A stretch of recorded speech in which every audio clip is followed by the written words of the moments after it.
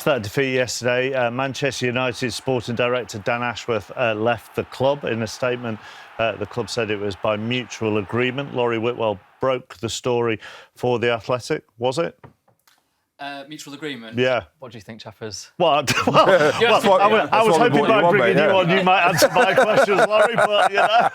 I think we can read between the lines. I think the fact that, you know, he had a normal day at Manchester United. He was at Carrington for the Under-21s game in the morning and then in the director's box to watch the Forest game.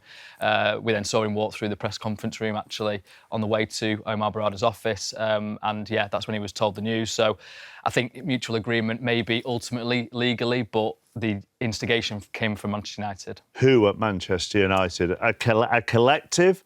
An individual? Well, obviously, Sir Jim Ratcliffe, you know, is the co-owner, and nothing happens at the club of this significance without his say-so, without his influence. I think ultimately there is a collective there, though, as well. You've got Omar Barada as chief executive. You've got Sir Dave Brailsford as well, who has an influence. So I think ultimately, though, there's been, call it a clash of personalities, call it a disagreement over what a sporting director should be between Sir Jim Ratcliffe and Dan Ashworth. A lot of different names involved here, aren't there? Yeah, but I also think it's a cheap one. It's cheap to go on him. A lot of the talk at the moment is about Erik ten Hag, isn't it? But I think if that's the case, and when you sacked Erik ten Hag, you should get rid of him as well.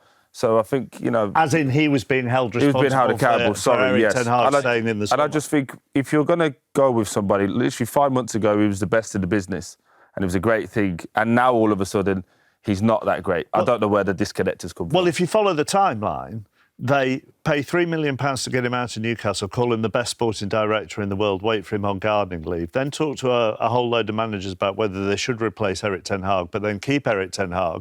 Then a few months later, get rid of Erik ten Hag, bring in a new manager that lots of people have coveted and seems to have given the fan base hope, and then remove the sporting director a couple of weeks after he's joined, which then gives the impression again that it's all over the place.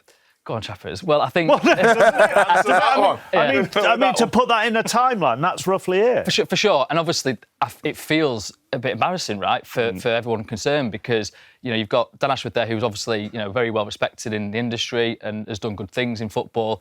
But to be losing a job like this after 5 months is not great, obviously. And it was 5 months that they kind of waited for him as on gardening leave. So, you know, and as you say, the finances involved when you're looking at Manchester United as a club that is tight for finances, where they're making redundancies, they're raising ticket prices. It's a really bad look. But I think to your point there, you know, the new head coach that's come in, Ruben Amorim, we're told that that's part of the debate. You know, Dan Ashworth wasn't that involved in that approach. You know, it was Omar Barada that kind of led that one. So I think if you've got a sporting director that isn't, you know, picking the head coach, and there's an issue there. That's not all initially true, though, is it? Because he's come out, Amorim, and said that Dan played a big part within that. I just think the narrative twist within 24 hours is really remarkable for Man United, and I'm not buying it. I'll be honest with you, I'm not buying it at the moment, because literally a few days ago, a week ago, it was all singing, all dancing, we're all working together.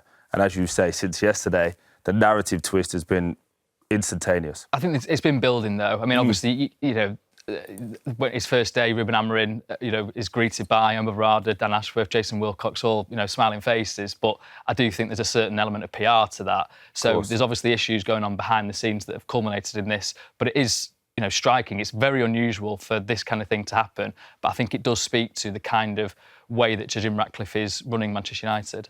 Which is going down how with the fan base at the moment? Because this is the latest issue on top of concessions going, redundancies at the club, etc. It's really interesting because he gave Bruno Fernandes a commemorative shirt for his 250th appearance, I think, on the pitch at Old Trafford, and he got applauded. And there's no chance any of the Glazers could have done anything like that at any point in their ownership. So I think that sort of showed where he was at that point. If he did it again, I don't know what kind of reception he'd get.